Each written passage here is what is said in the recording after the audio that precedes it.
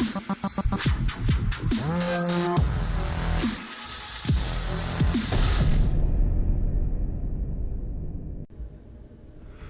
my goodness, I'm finally getting around to talking about this. How are you guys doing tonight? It's TVB, and I owe you guys a sincere apology. Like, this Sunday, what was it, November 24th, I was really planning on live stream my reactions to the mid-season finale of The Walking Dead, like what I usually do every Sunday. However, of all the Sundays for me to not just work, but also have a giant like midterm project to complete, it just had to be November 24th, which was the Sunday right before, Thanksgiving. And not only that, I had to work that day until closing time, and I had to make a giant history project right afterwards. So I literally had no time to watch the mid-season finale tonight. Oh my gosh, I was like going to class the next day with like I think 3 hours of sleep. Oh, it was horrible. But you know what? Instead of live stream my reactions, I think this is the best alternative. I'm going to make a spoiler talk video. This is going to be pretty brief and straight to the point. Or I'm going to try to keep it brief and straight to the point, that is. And you know what? I have a lot of random Call of Duty gameplay sitting around on my computer that I just don't know what to do with. So yeah, I could ramble about my thoughts on the mid-season finale of the 10th season of The Walking Dead and show you guys some gameplay at the same time, because I feel like that'd be more interesting for you guys to watch than just me ramble at a camera for 15 minutes or however long this takes. But yeah, mid-season finale of season 10, the ending was like, I know Walking Dead loves cliffhangers, and I don't have a problem with cliffhangers, but literally it just ends with Daryl falling through that pit, and they all land, and all they see is just a little bathtub like full of walkers, and that's it. Just boop, that's it. Like, oh, what's good? Really, of all the ways you could end a mid-season finale, you decided to do that to us. Like, what is this? Like, obviously the Whispers were keeping all these walkers down there, or some other like enemy faction was just keeping all these walkers down there, but like that was more, it felt more like a commercial break sort of ending. Honestly, it didn't feel like even a conclusion to it, an individual episode that was not a finale of some sort, let alone a mid-season finale. Like, what kind of cliffhanger was that? That's how not to cliffhanger for like a TV show. Honestly, I think the how-to guide to cliffhanger would be the season finale of season 6. Negan bashing someone's brains out, not knowing what it is for months, and then, oh, we find out it's Abraham. And, oh, but Glenn's not okay after all, and he's dead. Oh, poor Glenn. I miss him so much. But anyway, aside from that, overall, I was pleased with the mid-season finale. I really was. I like how, it was just weird. We start with, learning about how Dante found his way into Alexandria, or hell time, excuse me, and sort of became one of them, and how he like painted the signs that silence the whisperers, and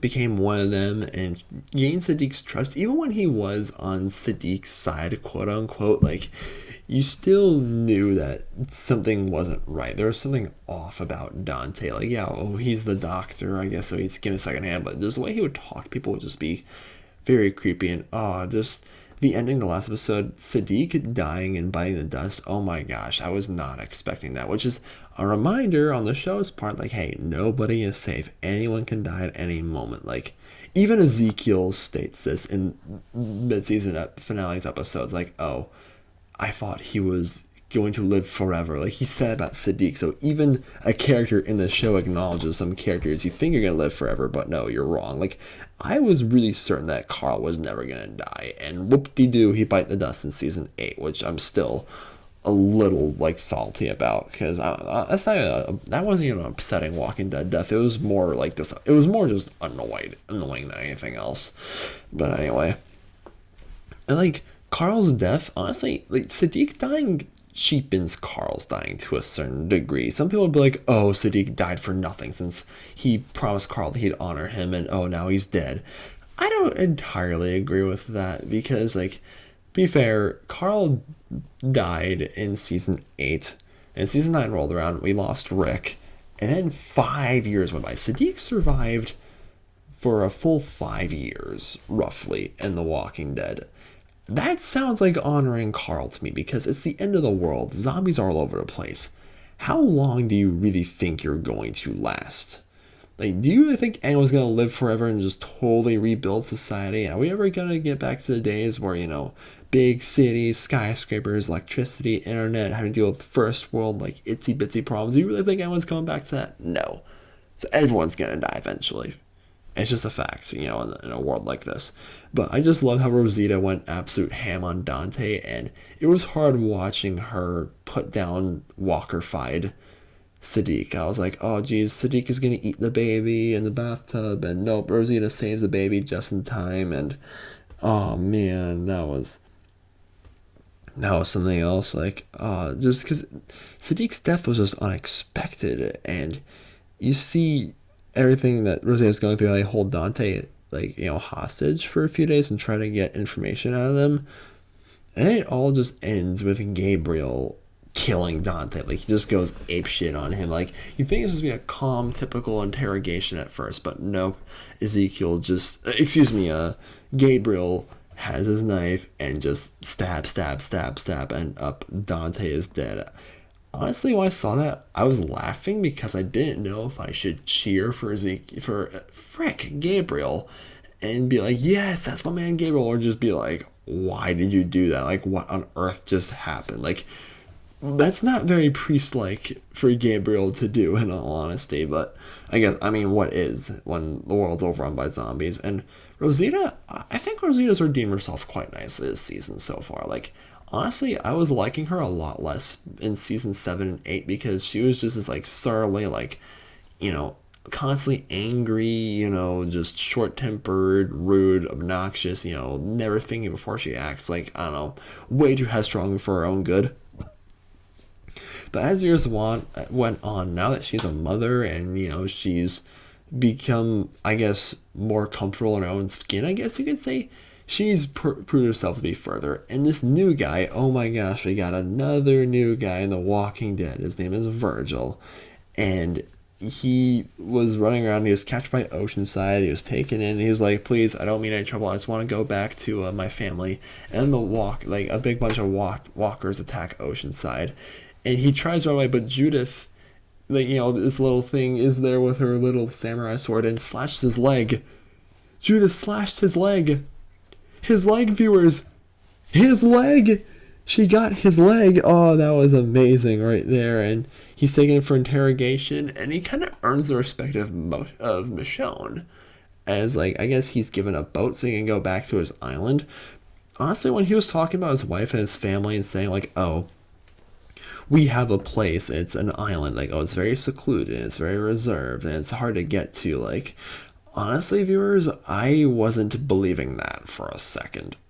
Part of me was saying, wait, he could just be lying about all this, so people would just leave him alone, or so he can lure people into some kind of trap, because when you meet someone that you've never met before, at that point, how can you trust, especially when you got the whispers running around, because, when you let someone in, there is maybe a slim chance, but, excuse me, a chance, not a big one, but a chance that they could be working for the Whisperers and be a spy and kill one of your own, like Dante. So you just never know. You can never be too careful in daily life. So Virgil's interesting because he met, the group in the library, and Luke finds some music, but then he's attacked by walkers, but then he's saved by Virgil, so we'll see what direction this character is going in, I guess, when episode 9 comes around in probably February, I assume. But now, what direction is this show going in? I was a little bummed out. I was really hoping for Negan to kill Alpha this episode. He has to kill Alpha by, the season finale at the latest, because that's what he does in the comics. He gains the trust of the Whisperers, and then I guess in his mind at the time, he decides that he can run the show better than Alpha can, so he decapitates her. And it's a pretty gruesome yet cool scene at the same time in the comics where the volume just ends with him holding Alpha's head. And Beta is please just call me Beta. Even though the Whisperers still look up to him as their leader now, he says, no, there is only one Alpha, and that's, our Alpha, but she's dead now. And Lydia, I hope they find Lydia and take her back because I get it. Like Lydia's mad at Carol for oh goodness gracious, I need sleep. Ugh. Sorry. Like wherever Lydia's at right now, I really hope she's okay. Just the performances all around have been really good. It's like Cassidy McClinney, I think that's what Lydia's actress's name is. She's been so great. Everyone's been so great, and yeah, Sadiq. I'm upset to see him gone because he was like the best character introduced in season 8 in my opinion. I'd say when you look at all the characters introduced in their respected seasons, season 1 the greatest character I was introduced was Daryl or Glenn. Actually, no, I'd say it's Glenn. Honestly, Glenn, Daryl, Rick, because it's the OG Atlanta cast. Best characters in season 2. Michonne technically was introduced in season 2, but honestly, she got her more proper debut in season 3. So if I can count Michonne for season 2, I'd say Michonne's best character in season 2. If not, I'd say Herschel. And just put Michonne for season 3. But I'd say best character season 3 would be the governor. Because, yeah, I know we hated him and he was this really despicable guy. But that's what makes a good villain, honestly, is how much you want to see their downfall. And he got such a epic downfall in season 4. He's actually, out of all the Walking Dead characters, he has the highest body count from both humans and walkers, I think. Just look it up. Best character interest in season 4, Abraham. Don't need to explain that. Best character in season 5 would be Aaron. Best character in season 6 would probably be Negan. Yeah, I'd say Negan. It's either that or Jesus, but I'm going to say Negan. Best character in season 7, Ezekiel, of course. Best character in season 8 would be Sadiq. And best character in season 9, oh geez. I'm going to say Magna. Yeah, for now I'm going to say Magna. But anyway, overall, the first half of season 10, I think it's off to a really good start. I hear people say that, The Walking Dead is going to end at season 12. So let's think. Season 11 will theoretically be around October of 2020. So yeah, I guess Walking Dead's going to end in 2022. That's just, oh my gosh, I'm getting old too fast. The Walking Dead turns 10 years old in less than a year from now. It turned 9 years old on Halloween. Because I'm pretty sure the very first episode of Walking Dead debuted on Halloween of 2010. So that means in 2020, we got The Walking Dead's 10th birthday to celebrate. 1 decade of The Walking Dead. That is insane. But yeah, mid-season finale, overall I was pleased. There are some moments that maybe scratched my head, and I'm a little annoyed by that cliffhanger. I'm not going to lie, just was not a fitting cliffhanger for a mid-season finale, if you ask me. But of course, I'm excited to see what direction it's going in next. I can't not be. It's The Walking Dead. It's my favorite show. And yeah, me not reacting to The Walking Dead's mid-season finale, I'm really hoping that's the only time I end up not doing that. I shouldn't be making spoiler talk videos like this every week. I should be live streaming my reactions for you guys, so you guys can watch me watch it, because I understand a lot of you guys don't have cable, and thus rely on me to tell you guys what's going on instead of being able to watch it for yourself. So it's good to just hang out with you guys every Sunday night. Sundays are for sleepiness and just, resting and just being happy for people, I feel like, of all days of the week. Yeah, Sundays are good for that. But yeah, those are my spoiler-ish thoughts on the mid-season finale of The Walking Dead this year. Thank you guys so much for watching, and if you guys enjoyed, please give it a thumbs up, and I'm just glad that I survived Black Friday. Alright, subscribe to this channel, please. My name is TVB9, and I'll see y'all later.